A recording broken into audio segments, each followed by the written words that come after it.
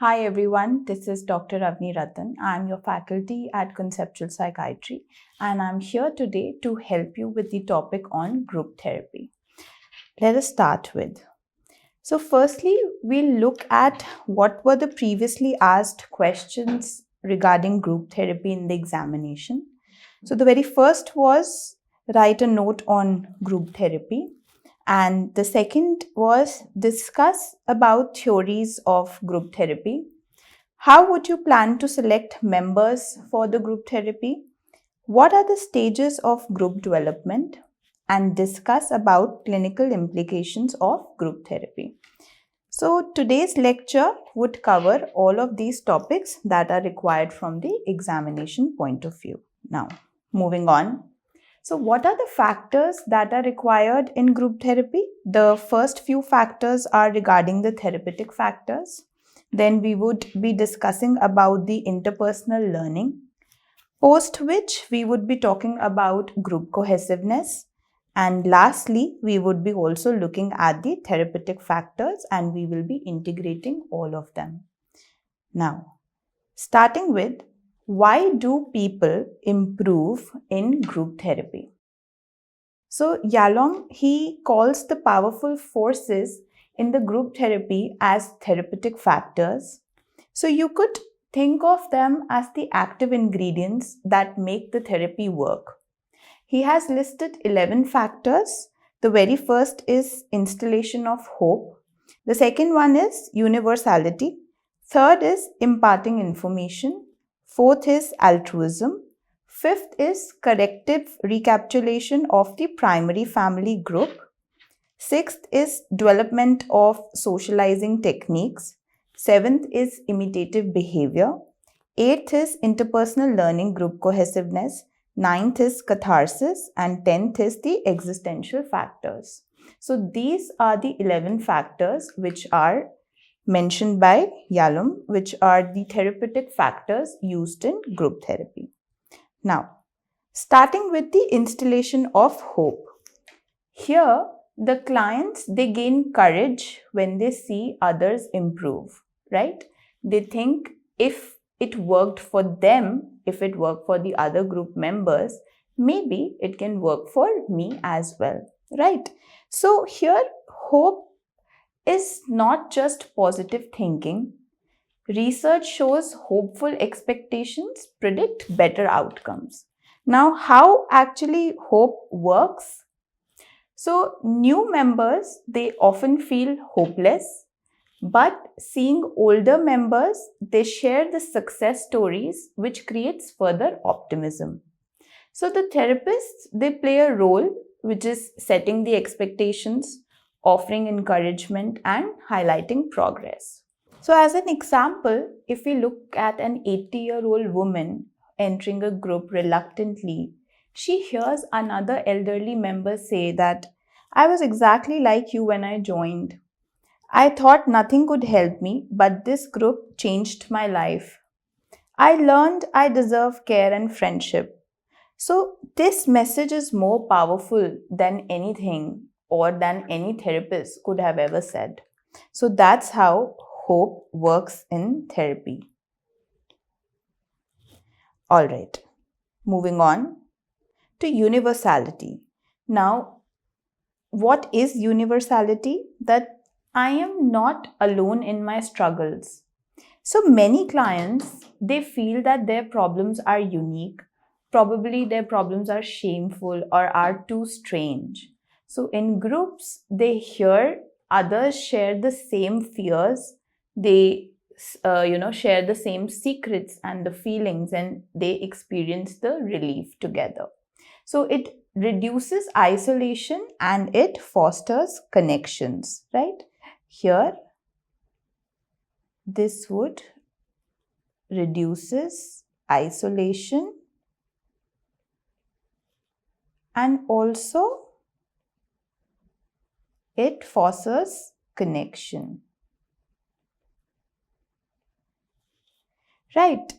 So, if you take an example, in a group exercise, members, they wrote down their deepest secret anonymously. But when shared, most secrets, they boil down to A, feeling inadequate. Probably somebody said that I'm a fraud. B, it was all about feeling unlovable or disconnected. Third were also the sexual fears or shame, right? So people realized that we all struggle with the same core fears. So they did not feel as isolated as they used to before the group therapy started. Now, coming to the third aspect, which is imparting information. So the group members and therapists, they share knowledge that helps other cope. There are two forms. One is the didactic teaching. Here, the therapist explains the concepts, maybe example, what panic attacks are, how stress affects the body. And then there is direct advice. So members, they suggest strategies to each other. So here, the information is helpful, but the way it's shared, that matters, right? Too much advice can block the intimacy, and the real value is not just what is said, but the care behind it. So as an example, we could look at a bereavement group leader explains that on anniversaries or birthdays, grief often hits hard again, right? So this is normal and it eases with time. So hearing this, the members, they feel less anxious about their own grief process. So this is how we impart the information. Now, then comes altruism. So what is altruism? It's helping others help oneself. So many clients, they arrive feeling useless or probably broken. So when they support others, they regain the self-worth. So group therapy is pretty unique. It's unlike the individual therapy. Clients both receive and they give help. So now, as an example, we could look at a condition where a man rejects group feedback repeatedly. A fellow member who has struggled with the same habit gently explains how learning to accept the help transformed her. So the man slowly begins to take in that kind of support because another client, not just the therapist, showed him the way. So that's how altruism also plays an important role. Moving on. Corrective recapitulation of the primary family group. Now, the group recreates a family-like setting where the old wounds can re-emerge, but this time they can be healed instead. So members, they unconsciously relate to the therapists like parents and the peers like their siblings. So the past conflicts, they resurface like jealousy, maybe rivalry, fear of abandonment. But here they can be worked through in healthier ways. So here, as an example, a client complains that no one notices me in the group, others get more attention. So this kind of a complaint, it mirrors her childhood experience of being overlooked by her parents. So instead of repeating the old patterns, the group helps her voice these feelings and help her get that corrective support. So that's how groups differ from the individual therapy sessions. Now, development of socializing techniques. So the clients practice and improve their social skills in the group. This can be direct, which could be role plays or feedback, or indirect, where learning how one's behaviors affects others. So many discover the discrepancies between how they think they come across versus how they are actually perceived, right? So here, how they think they come across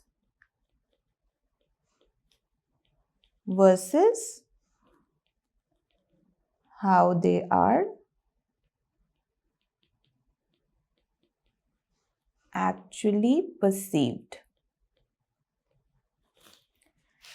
So that is one thing where you develop your socializing techniques and you're able to learn through these two differences, these two discrepancies. Okay, so a man who endlessly adds irrelevant details to conversation learns from the group feedback that when you talk about your feelings, we feel close to you, but when you pile on those details, we tune out. So this feedback helps him change a lifelong pattern.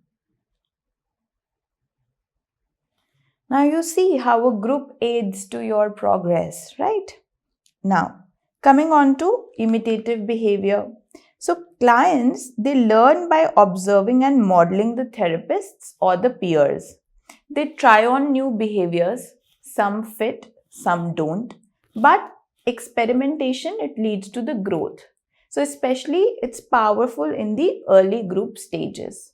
So here we look at as an example where Ken, who's an engineer, was raised in a strict home where showing feelings was shamed. So in group, he saw members openly express these emotions. So he gradually imitated this, discovering that vulnerability led to closeness, not humiliation. So that's how you learn through imitating the behavior as well. So now let's just think of therapy or group therapy as a social laboratory. Hope is the spark. Universality breaks isolation. Information and advice provide you the tools. Altruism restores the meaning. Family reenactment surfaces the old wounds for repair. Social learning polishes your skills. And imitation gives courage to try new ways of the being, right? So together, these factors, they lay the foundation for the deep interpersonal learning, right? So here we are looking at the interpersonal learning. So we have discussed all of this till now. Let us move to the module 2, which is all about the interpersonal learning. Why is this even important? So the module 1, everything that we have discussed till now, gave us the ingredients, right? Interpersonal learning is like the main course. It combines insight, it gives us some sort of corrective experiences and real-time practice of relationships. So here, in short, we grow in groups because we learn how we relate to others and we change it accordingly, right? Okay, starting with the importance of interpersonal relationships. So humans are wired for connection. From evolution to the attachment theory, belonging has always been essential for your survival. The secure early attachments give you resilience, right? So here, the secure early attachments, they give you the resilience, right? Whereas the traumatic or the neglectful attachments, they give us lifelong vulnerability.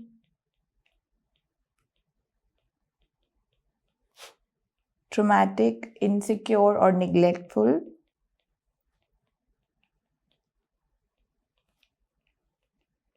attachments would give us vulnerability. Right.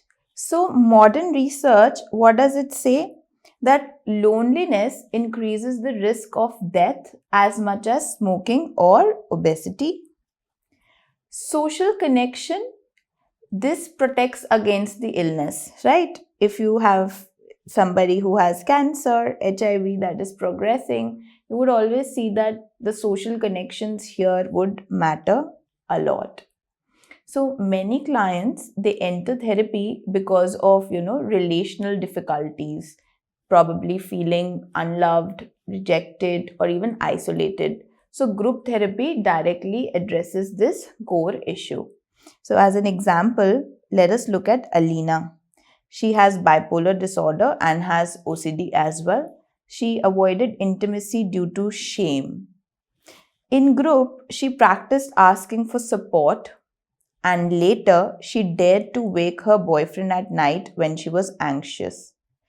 His caring response showed her she was lovable, and the group applauded her progress, which cemented the lesson further.